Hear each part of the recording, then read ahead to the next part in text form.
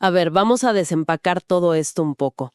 ¿Qué pasaría si la ciencia de repente demostrara que esas decisiones corporativas gigantescas, las de millones de dólares, no se toman basándose en hojas de cálculo, sino exactamente con la misma química cerebral que hace que lloremos en el cine? Es una locura pensarlo así, ¿no? Porque va en contra de todo lo que nos enseñan. Totalmente. Porque normalmente, cuando nos imaginamos el momento de tomar decisiones críticas en el mundo profesional, la imagen mental es siempre la misma. O sea, una sala de juntas impecable, gráficos de barras apuntando hacia arriba y modelos matemáticos increíblemente complejos. Claro, la típica escena corporativa. Exacto. Y existe esta expectativa colectiva de que, como seres racionales, pues las decisiones se toman a través de un filtro de lógica pura y datos duros.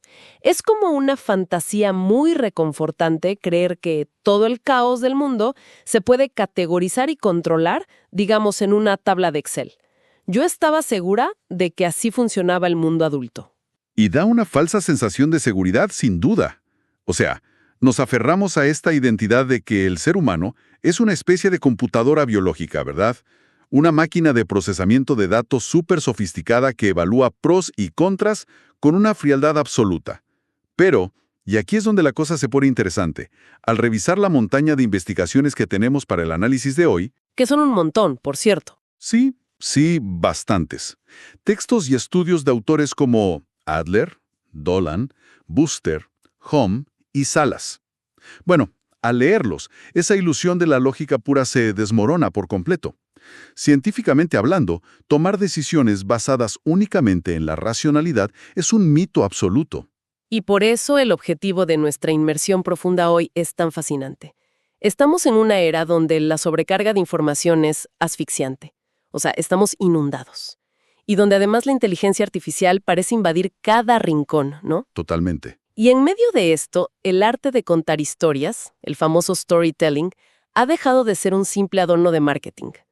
Las fuentes que revisamos nos demuestran que es la herramienta suprema para crear significado frente al ruido. Entonces vamos a destilar este conocimiento no solo para entender la teoría, sino para aprender a aplicar lo que estas fuentes llaman inteligencia narrativa, o SQ por sus siglas en inglés, Story Intelligence. Y creo que es vital establecer un límite desde el principio aquí, porque cuando hablamos de inteligencia narrativa, la gente a veces piensa que nos referimos a sentarnos alrededor de una fogata virtual a contar cuentos infantiles. Y no es eso. Exacto, nada de eso. La inteligencia narrativa es una competencia técnica, digamos. Una habilidad estructurada meticulosamente para la comunicación tanto profesional como personal. Es, en esencia, la capacidad de tomar el caos abrumador de los datos brutos y convertirlo en un mensaje que el cerebro humano realmente tenga la capacidad y, sobre todo, el deseo de procesar. Y para entender cómo armar una estructura narrativa que funcione, por ejemplo, en una oficina, pues primero hay que entender el mecanismo biológico que nos hace adictos a las historias. Y aquí es donde la neurociencia de la empatía entra en juego de una manera increíble. Es fascinante de verdad. Sí. Hay una cita en nuestros documentos del neurocientífico Antonio Damasio que, para mí cambia por completo el paradigma. Él dice algo así como que no somos máquinas pensantes que sienten, sino que somos máquinas sentimentales que piensan. Y lo verdaderamente revelador de esa cita es la base clínica que la sostiene. O sea, Damasio no lo dijo solo como una metáfora poética para que suene bonito. Él realmente estudió a pacientes que habían sufrido daños específicos en el centro emocional del cerebro. Ah, claro, los casos clínicos. Sí, y lo loco es que sus capacidades intelectuales, su coeficiente intelectual y su razonamiento lógico estaban completamente intactos. Entonces, bajo la antigua creencia de la lógica pura, estos pacientes deberían haber sido los tomadores de decisiones más eficientes del mundo, como computadoras humanas perfectas. Sin el ruido de las emociones para distraerlos, digamos. Exactamente, pero el resultado en el mundo real fue paralizante. Estos pacientes apenas podían tomar decisiones básicas para sobrevivir. O sea, cosas como elegir qué comer en un restaurante o decidir qué camisa ponerse por la mañana. Espera, ¿se quedaban bloqueados por una camisa? Totalmente bloqueados. Se quedaban atrapados en un bucle infinito analizando cada pequeño dato. Que si las calorías del menú, que si la probabilidad de lluvia para elegir la tela de la camisa. porque biológicamente las emociones son el motor de arranque que impulsa cualquier decisión. La lógica es simplemente la herramienta que el cerebro usa para justificar esa decisión después del hecho. ¡Wow! O sea, compramos con el corazón y justificamos la compra con la billetera. Es fascinante pensar que cuando alguien escucha una buena historia, su cerebro organiza una auténtica fiesta química. Una explosión química, sí. Se libera dopamina, que es la molécula de la anticipación y la curiosidad, lo que nos mantiene enganchados al borde del asiento. Y simultáneamente se libera oxitocina, que actúa como el pegamento social de nuestra especie. Es lo que genera empatía y confianza hacia quien está narrando. Y si queremos medir el impacto financiero tangible y real de esta química cerebral, las fuentes detallan un experimento brillante de 2009. Fue dirigido por Rob Walker y Joshua Glenn, conocido como el proyecto Significant Objects. Ah, me encantó leer sobre esto. El diseño del estudio es de verdad una clase maestra. Lo que hicieron fue ir a diversas ventas de garaje y compraron 100 objetos que a simple vista eran basura. Cosas completamente intrascendentes, ¿no? Un cascanuez viejo, un mazo de madera astillado, un pequeño adorno de un caballo de plástico. Y pagaron centavos por cada uno. La inversión total por los 100 objetos fue de apenas $128. Objetos que básicamente estaban destinados a acumular polvo en un ático. Sin ningún valor utilitario real. Exacto. Pero aquí entra el mecanismo de la inteligencia narrativa. Invitaron a un grupo de escritores para que redactaran una historia personal, completamente ficticia, pero diseñada específicamente para generar resonancia emocional, y asociaron una historia a cada uno de esos objetos. Ajá. Luego publicaron los artículos en eBay. En lugar de poner una descripción técnica y lógica, tipo mazo de madera, 15 centímetros, 200 gramos, publicaron las historias. Y el resultado es asombroso. Esos mismos objetos que costaron $128 se vendieron por un total combinado de casi $8,000. $8,000. Es un aumento de valor absurdo. Pero si analizamos el cómo detrás de esto, o sea, cómo una historia sobre un mazo de madera hace que alguien literal saque su tarjeta de crédito y pague una fortuna. No están comprando la madera. Exacto, no compran la madera. La historia inyectó oxitocina en el comprador. De repente ese objeto dejó de ser madera muerta y se convirtió en un artefacto con significado. El storytelling literalmente alteró la percepción de valor de la oferta. Crear significado, no solo contenido. Convirtió un dato inerte en una experiencia compartida. Ahora, también hay que decir que es muy común encontrar resistencia a esto en el mundo corporativo.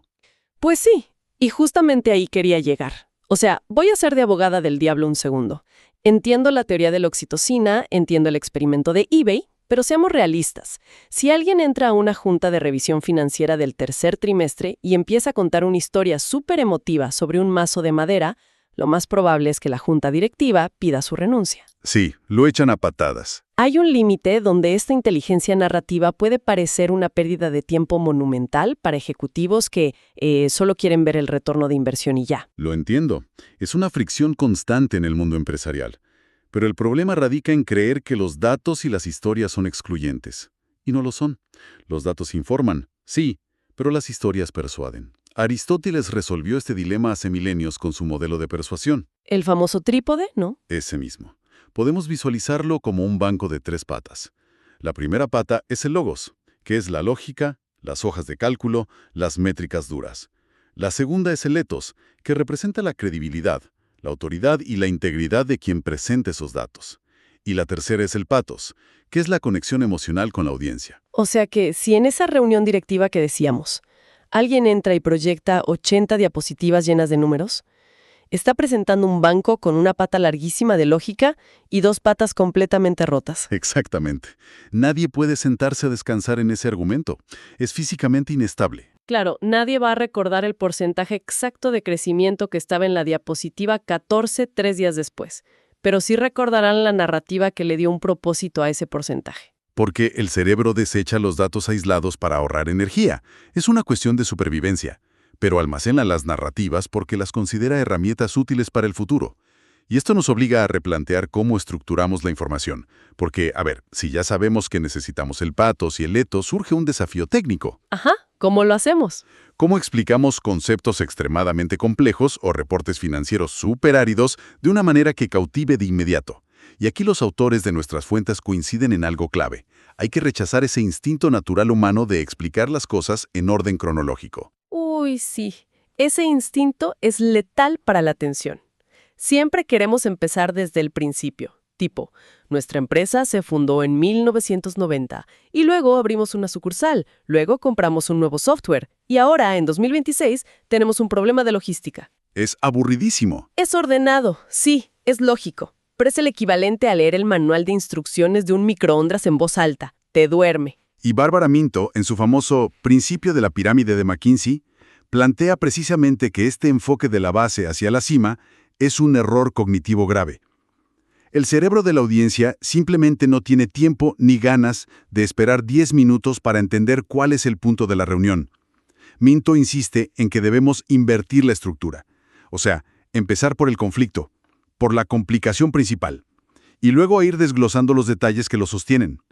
Dominar el conflicto es clave. ¿Sabes? El autor Carlos Salas aporta una metáfora visual espectacular en nuestros apuntes para ilustrar esto.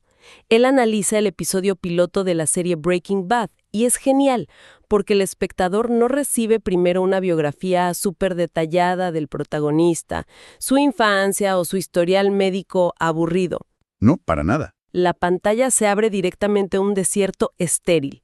Y de repente unos pantalones caen volando del cielo en cámara lenta. O sea, ¿qué?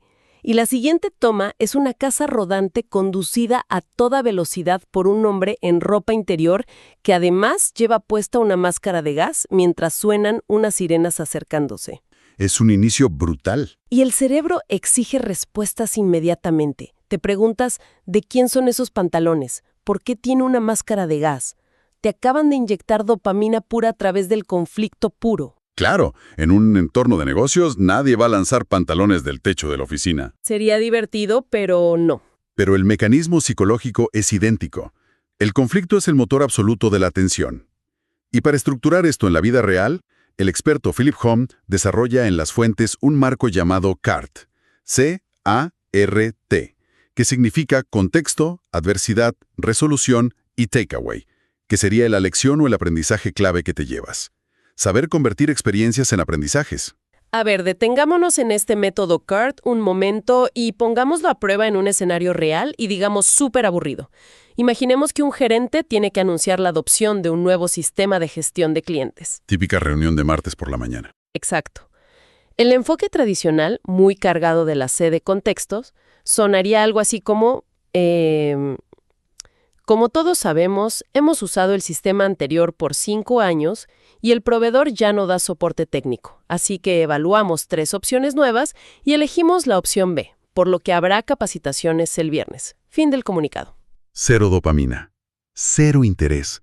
Es un mensaje puramente informativo que, te aseguro, será olvidado antes de que la gente salga por la puerta de la sala de reuniones. Totalmente. Pero, si aplicamos la técnica CART, comprimimos el contexto a una sola frase y aceleramos violentamente hacia la adversidad, hacia el conflicto. Entonces, usando CART y tratando de explicar esta idea de forma simple, sonaría más como, el viernes pasado a las 3 de la tarde nuestro servidor colapsó y perdimos acceso al historial de 40 de nuestros clientes más grandes. ¡Boom! Ese es el pantalón cayendo del cielo. Y sigues, el pánico en el equipo de ventas fue total y estuvimos a punto de perder 3 contratos clave por no poder responder a tiempo. Esa es la adversidad. Exactamente. Automáticamente la mente de quienes escuchan entra en un estado de alerta roja. El instinto de supervivencia se activa, ¿no? Y todos piensan, ¿cómo diablos evitamos que este desastre nos vuelva a pasar? Has creado un vacío de información que ahora ellos están desesperados por llenar. Claro, ya los tienes. Y ahí es donde entra la resolución. Les dices, por eso, esta misma semana, implementaremos un sistema en la nube con respaldo automático en tiempo real. Y finalmente, cierras con el takeaway, el aprendizaje que le da sentido a toda la historia. Porque nuestro activo más valioso no es el software, es la confianza de nuestros clientes, y no podemos dejarla a merced de un servidor viejo. ¡Wow! Es la misma información corporativa, pero transformada en un viaje emocional. Convierte un simple anuncio administrativo en una lección de supervivencia. Ahora, aquí es donde el panorama se vuelve verdaderamente complejo para quienes nos escuchan. A ver. Porque tenemos la teoría, química, ¿verdad? Y tenemos la estructura del conflicto con este método CART. Pero si aplicamos esto de forma, digamos, mecánica, corremos el riesgo de sonar como presentadores de noticias robóticos. Sí, como si estuviéramos leyendo un guión de ventas. Exacto. Falta el ingrediente que solidifica el ethos del que hablábamos antes, la credibilidad. Y paradójicamente es el elemento que más terror genera en el ámbito profesional, que es saber mostrar vulnerabilidad estratégica. Es un punto crítico. La autora Bubet Buster lo llama la historia detrás de la historia. Y es que existe un mito súper dañino en el liderazgo, que dice que mostrar vulnerabilidad equivale a mostrar debilidad. Se asume, erróneamente, que una narrativa corporativa siempre debe retratar a genios infalibles que nunca se equivocan. Que siempre toman la decisión correcta a la primera. Sí, pero el cerebro humano es un detector de mentiras altamente evolucionado. Si una historia es demasiado perfecta, se percibe como plástica, como artificial, y en ese segundo pierde toda su capacidad de persuasión. Y para anclar esa autenticidad, pero sin caer en el melodrama, ¿no? Las fuentes introducen un concepto fascinante, que es el detalle resplandeciente. O sea, en lugar de intentar explicar una emoción gigante de forma abstracta, se utiliza un objeto físico o un momento singular y minúsculo que encapsula la esencia del relato, generar identificación emocional a través de lo pequeño. Y el ejemplo de DJ Forza en los documentos ilustra perfectamente este mecanismo. Su objetivo era comunicar el poder sanador de la diplomacia ciudadana tras el catastrófico tsunami que golpeó Japón en 2011. Una tragedia inmensa. Inmensa. Y el enfoque instintivo y lógico habría sido mostrar estadísticas abrumadoras. Miles de fallecidos, cientos de miles de desplazados, daños calculados en billones de dólares, pero el cerebro sufre algo llamado sobrecarga cognitiva frente a números tan masivos. Se apaga, ¿verdad? Se anestesia emocionalmente, porque, sinceramente, no puede procesar la tragedia a esa escala. Claro, una estadística masiva es una tragedia abstracta. Nadie puede llorar por 1.000.000, pero sí por uno. Entonces, en lugar de cifras, el detalle resplandeciente de Forza fue una taza de té. Él relató cómo al caminar entre los escombros de lo que alguna vez fue un vecindario, una familia japonesa que lo había perdido absolutamente todo, su casa, todo, le ofreció, con total serenidad, compartir una taza de té. Es una imagen poderosísima. Esa humilde taza de porcelana humeante en medio del apocalipsis funciona como una lupa. Concentra todo el dolor, la resiliencia y la empatía humana en una imagen que cualquiera de nosotros puede visualizar y sentir.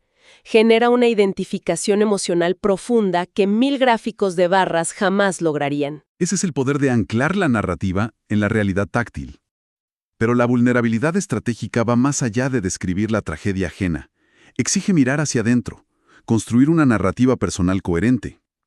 Y Scott Harrison, el fundador de la organización Charity Water, es un caso de estudio central sobre cómo la admisión de las propias fallas construye confianza. Él es un gran ejemplo. Sí, porque cuando Harrison busca donaciones para llevar agua potable a comunidades en extrema necesidad, él no se presenta como un salvador inmaculado que nació siendo bueno desde el día 1. Para nada. Al contrario, él estructura su narrativa destruyendo su propio pedestal. Comienza detallando su pasado como promotor de clubes nocturnos en Nueva York. Se describe a sí mismo como un hombre arrogante, moralmente vacío y profundamente infeliz. Alguien que pasaba las noches rodeado de clientes que pagaban, no sé, $365 por una botella de vodka, mientras millones en el mundo no tenían agua limpia. No oculta su decadencia. La utiliza como punto de partida. Y al admitir su propia bancarrota espiritual frente a su audiencia, Harrison desarma cualquier escepticismo. Su vulnerabilidad demuestra que su motivación actual no es una pose de relaciones públicas, sino una búsqueda genuina de redención personal. Es esa imperfección lo que forja una voz propia, una voz auténtica, y construye el puente de confianza necesario para que la gente decida abrir sus billeteras y donar a su causa. Es la creación de una narrativa personal coherente a través del fracaso. Y bueno, el pináculo de este concepto es, por supuesto, el histórico discurso de Steve Jobs en la Universidad de Stanford. Un clásico absoluto. Aquí tenemos al líder de la empresa tecnológica más venerada del mundo hablando frente a las mentes jóvenes más brillantes. Si se hubiera regido por el logos corporativo, habría hablado de proyecciones de mercado o de la miniaturización de componentes o de cuánto valían las acciones de Apple. Y hubiera sido un discurso que nadie recordaría hoy. Pero en su lugar, utilizó sus cicatrices. Construyó 3 historias sobre el rechazo, la pérdida y la mortalidad. Habló de ser un bebé no deseado, dado en adopción. Habló de la humillación pública de ser despedido de Apple. Imagínate, la misma compañía que la había fundado. Sí. Y habló de la fragilidad extrema que sintió al recibir su diagnóstico de cáncer. Jobs entendió perfectamente que la verdadera influencia no proviene de proyectar invencibilidad, sino de compartir el aprendizaje extraído del sufrimiento humano compartido. Lo cual nos lleva inevitablemente a cuestionar esta obsesión actual con usar inteligencia artificial para generar nuestras comunicaciones. Porque si el objetivo en el entorno laboral es ocultar los fracasos y emitir mensajes pulidos, libres de errores y completamente asépticos, pues básicamente estamos imitando el comportamiento de un bot de servicio al cliente. Sí, un robot perfecto pero vacío. Tratar de usar herramientas automatizadas para escribir las historias personales que definen tu liderazgo es como enviarle un dron a alguien para que le dé un abrazo. O sea, la forma externa puede ser correcta, pero el receptor siente el frío del metal. No hay conexión. Y de hecho, todas las fuentes que analizamos marcan una línea roja muy clara respecto a la tecnología. Los modelos de lenguaje masivo son herramientas complementarias extraordinarias, obvio. Son útiles para corregir la sintaxis, para rebotar ideas creativas, para resumir un documento largo. Claro, como asistentes. Exacto, asistentes. Pero el núcleo de la historia, la experiencia vivida, jamás debe delegarse. ¿Por qué? Porque las historias construyen significado frente al caos, y las máquinas no experimentan el caos vital. No sienten miedo, no sienten la duda a las 3 de la mañana, y no sienten el alivio brutal de superar un obstáculo. Al pedirle a una máquina que construya la narrativa por completo, se pierde la oportunidad de ejercitar ese músculo de la credibilidad. Se obtienen palabras súper ordenadas, sí, pero se pierde la voz propia. Y esto conecta directamente con el propósito final que plantean los textos. El storytelling no se trata simplemente de intercambiar anécdotas entretenidas para pasar el rato. El objetivo profundo es lo que el autor Adler define como pasar la llama. Me encanta ese concepto. Pasar la llama significa que la narrativa debe evidenciar un cambio de estado. Si relatamos una cadena de eventos donde el protagonista termina exactamente en el mismo estado emocional, moral o intelectual en el que empezó, pues no estamos contando una historia. Estamos leyendo un acta de reunión. Exactamente. Estamos haciendo un reporte de actividades. Una verdadera narrativa requiere un punto de inflexión. Entender que el storytelling no vende historias, vende transformación. Y el caso del emprendedor ambicioso que venía en nuestros materiales ilustra esto a la perfección. Es la historia de alguien cuya única motivación inicial es, literal, destruir a la competencia mediante tácticas corporativas despiadadas. Pero, tras sufrir una pérdida personal devastadora, su visión del mundo se fractura, se rompe y se reconfigura. Evoluciona hacia un modelo de liderazgo mucho más ético y sostenible. Y lo interesante aquí no es que de repente se vuelva el bueno de la película. No, porque eso sería un cliché. Exacto. No pierde su hambre de éxito. Simplemente, su motivación se transforma en algo más complejo y humano. No es blanco o negro. Y ese arco de transformación es precisamente lo que la mente humana busca consumir y aprender. Cuando se comparte un relato de superación, ya sea en el ámbito personal o profesional, en realidad se está invitando a la audiencia a cruzar un umbral contigo. Se les está entregando, digamos de manera encubierta, un mapa de resiliencia. Se les dice, mira, yo enfrenté este caos, yo sufrí esta transformación y aquí tienes las herramientas por si alguna vez te toca enfrentarlo a ti. Por eso repetimos, las historias venden transformación. No solo productos, no solo ideas. Transformación pura.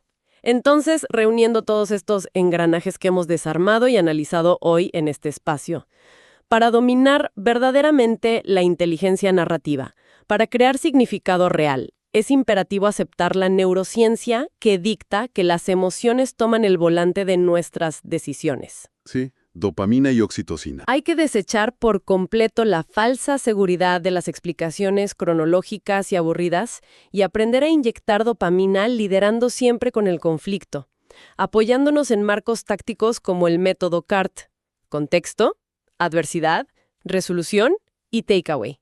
Y no olvidar la vulnerabilidad. Exactamente. Es fundamental tener la valentía de ejercer la vulnerabilidad estratégica, buscando siempre ese detalle sesquiante, como la taza de té, que vuelva a la información táctil y humana.